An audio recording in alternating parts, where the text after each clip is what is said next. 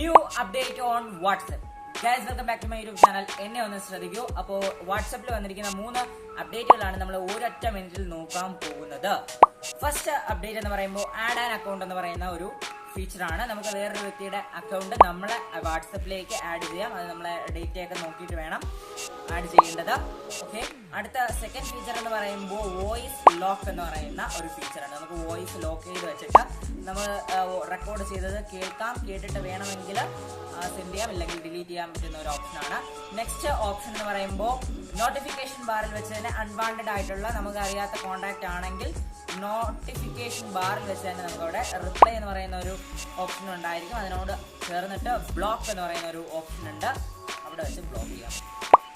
Block ചെയ്യുമ്പോൾ report കൊടുക്കുക, block ചെയ്യുക. അപ്പോൾ ഇത്രയും നേരം അപ്ഡേറ്റ് ചെയ്യാത്തവർ വാട്സപ്പ് ഇപ്പോൾ തന്നെ പ്ലേ സ്റ്റോറിൽ പോയി അപ്ഡേറ്റ് ചെയ്യാം. അപ്പോൾ ഇത്രയേ ഉള്ളൂ ഇന്നത്തെ വീഡിയോ. അടുത്ത വീഡിയോ കാണുന്നവരെ ബൈ.